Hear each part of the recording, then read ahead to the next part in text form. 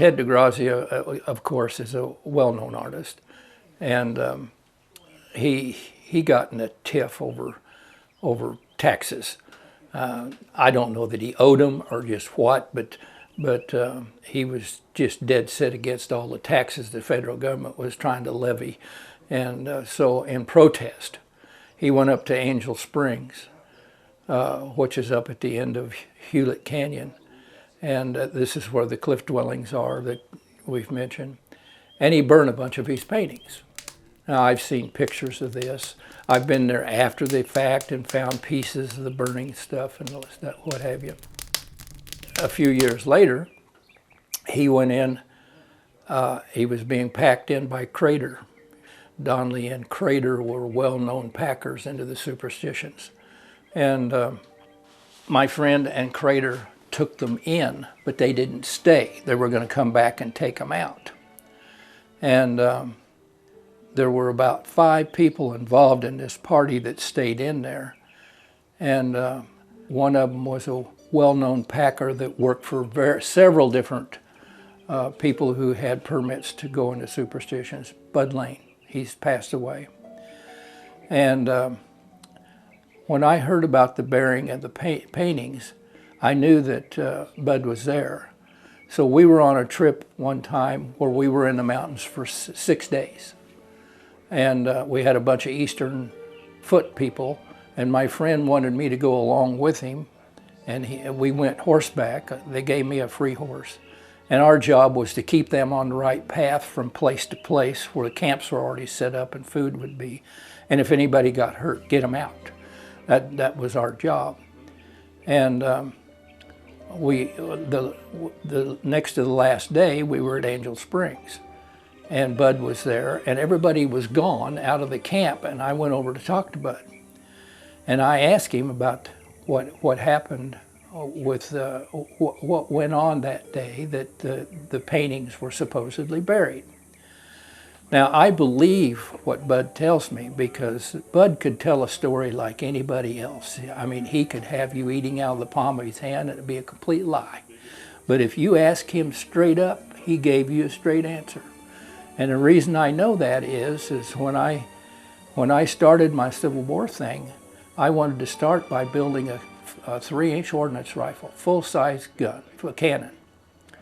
And I was looking for wheels off of wagons. And he says there's all kinds of wagons up at Tahachi Indian Post north of Gallup.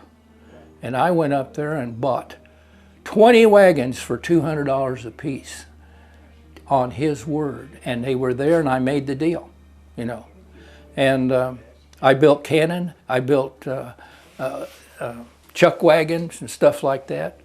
And then I went to sell the wagons. And somebody heard that I had them, and he come out and he had 20 McClellan saddles. And I traded him wagons for saddles, and the cavalry come into existence overnight.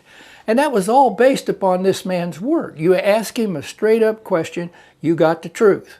You ask him BS, and he'll give you that. So anyway, he told me that he was in the camp alone with DeGrazia, that everybody else was up at the ruins, and he took the 6 plastic carts that had the cylinders that were capped, that were on the horses when they come in, stuck them under his arms, walked off down towards the springs and turned south. He didn't have a shovel, he didn't have a pick, he had nothing but the map cases.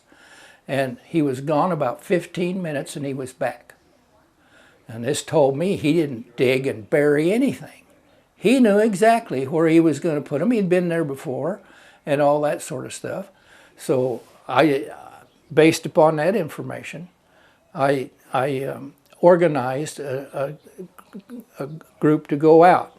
A couple of my cavalry guys and some Boy Scouts were going out there that had done some work with us at the museum building maps of the Superstitions.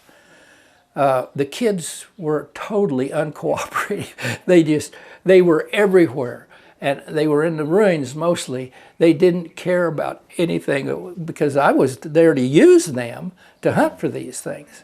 But so I took off by myself I went down towards the springs and turned south, and there was a well-driven path down there because they were still grazing cattle in there at the time, and these cattle were going to where the water was. And I don't know how far it was, not very far. Football field length, maybe 2. There was a rock corral about 3.5 feet high, and there was water troughs built there and all this sort of stuff. I had already been around the edges of the perimeter and looking at the hills and stuff. There was absolutely nothing where you could just hide something without digging. But in this corral were a number of places that you could possibly just hide those map cases. I didn't do anything about it at the time. And I came back, and the next time we went in was several years later, and it was so overgrown because there was no cattle out there grazing. The forester put a stop to that. And the cat claw was so thick you couldn't even crawl on your hands and knees and go down where that path was. So I never really got back to see if I could find them. And the time just didn't allow me to look thoroughly enough the day I was there.